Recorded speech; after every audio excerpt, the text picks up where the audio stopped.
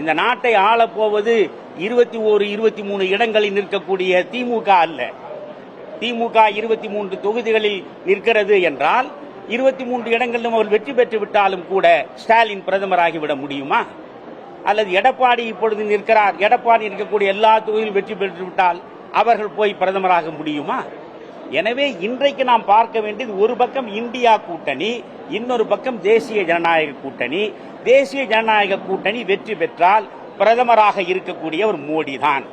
மோடியினுடைய கடந்த கால 10 ஆண்டு கால சாதனைகளை சொல்லி அவர்கள் வாக்குகளை கேட்கிறார்கள். இந்த இந்தியா கூட்டணியில் ஒருவரை சொல்ல முடியவில்லை. கேட்டால் ஒருவரை சொல்ல வேண்டியது ஜனநாயகத்திற்கு அவசியமில்லை என்கிறார்கள். ஜனநாயகத்திற்கு அவசியமில்லை என்று ஒருவரையும் சொல்லாமல் நிற்கக்கூடிய நீங்கள் உங்களுக்கு வாக்களித்தால் அதன் விளைவு என்ன ஆகும்? அதைத்தான் நான் சொல்கிறேன். ஹிஸ்டரி ரிப்பீட்ஸ் இட்செல்ஃப் என்று ஆகிவிடும். 1977 நடைபெற்ற அந்த மோசமான அவலக்காட்சி அரங்கேறிவிடும்.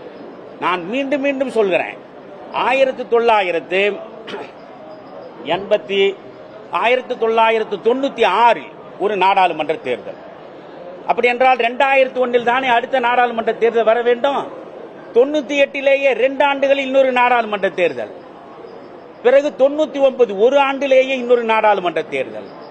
3 நாடாளுமன்ற தேர்தல்கள் 3 ஆண்டுகளுக்குள்ளே இந்த நாடு சந்தித்திருக்கிறது என்றால் இது போன்ற சூழ்நிலை வராமல் தடுப்பதற்காவது நீங்கள் மோடியை ஆதரிக்க வேண்டும் என்று நான் சொல்கிறேன். இங்கே கேள்வி, இந்தியா கூட்டணி யாரை முன்னிறுத்துகிறது?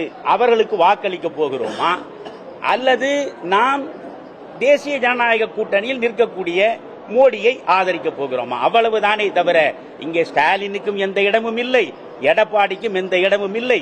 எனவே திமுக அதிமுக குறித்து அதிகமாக நாம் கவலைப்பட வேண்டிய அவசியம் இல்லை. அது 2026 நாம் யோசிக்க வேண்டியது.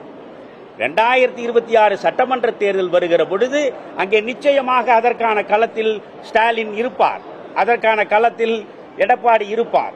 எனவே அவர்களுடைய தவறுகளை நாம் விமர்சிப்பதற்கும் அவர்களை பற்றி பேசுவதற்கும் இடம் இருக்கிறது. இப்பொழுது நடக்கக்கூடியது நாடாளுமன்ற தேர்தல் என்கிற முறையில் இந்த 2 பேரையும் புறம் தள்ளிவிட்டுத்தான் நாம் பார்க்கிறோம்.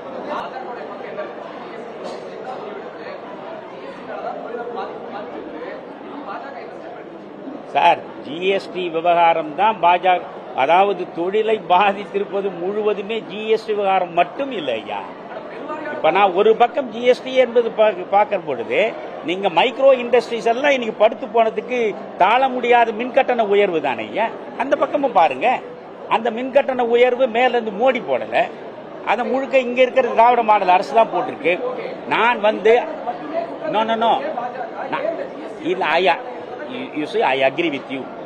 There is some problem in GST, but the problem has to be sorted out.